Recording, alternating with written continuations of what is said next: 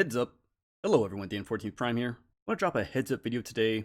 June 30th, Yolopark has announced pricing for their 24-inch highly articulated Optimus Prime as seen in Transformers Bumblebee movie. If you follow me here on YouTube or on Instagram, you know I've been keeping tabs on this figure. I thought it looked really cool. It's sort of a bigger version of the 3-0 19-inch action figure, which I've already taken a look at, and frankly I've already pre-ordered for like $550. So for this 24-inch figure, I was expecting, yes, something more, but frankly earlier today when I saw the pricing, I was knocked out of my chair to see that this thing is $2,200, 2,200 US dollars, 2,000 pieces for the standard edition.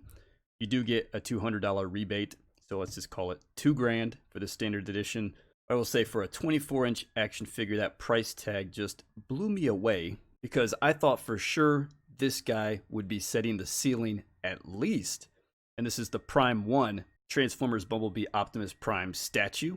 Prime 1 basically does the best in the business. Yes, it's a statue, not an articulated figure, but when you talk about materials and paintwork and size, this is about as big and badass as it gets. And you know, this thing is going for like $1,800. They've got an exclusive version that gets you like $1,950, something like that. So just under the $2,000 mark, let's say. And remember before, we're also looking at this 19-inch 3-0 awesome action figure, of which I already have two of their different versions they've released in the collection room. Be happy to add this third for $550. So for this 24-inch Prime, I was expecting something in the $800 to $1,000 range, let's call it, and was really blown away by the price. So let's take a look at it briefly. Again, 24-inch action figure. It comes with this, and oddly they're not starting off with it, so I'll just voice it over here, but this IIES system, internal interconnected endoskeleton system, which is basically just internal gears and moving parts that are all connected, like some pretty serious engineering.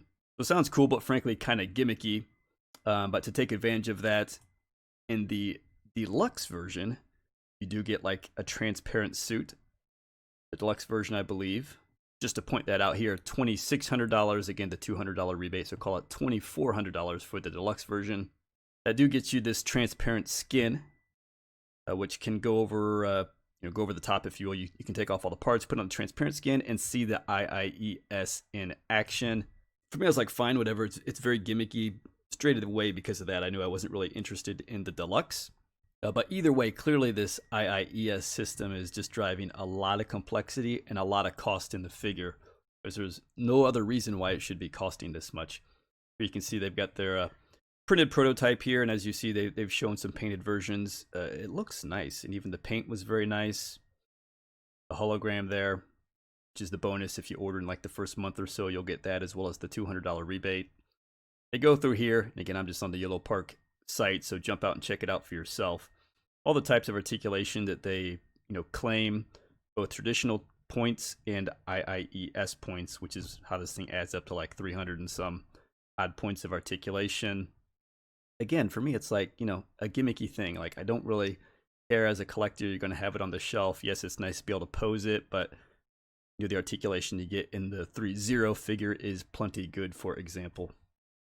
You get a matrix of leadership here. There are some light up features in the eyes, in the matrix. There's a voice box in the head as well. So some nice gimmicks there, but certainly those are not driving the $2,000 price tag. I believe it's this IIES. You can even see how it works to sort of motorize, if you will, sort of like with a gear system, popping out the matrix, and all cool stuff. But clearly just the way it's all through the body, it has to be adding just way too much complexity and way too much cost to be at $2,000. You can hop out and check all that out.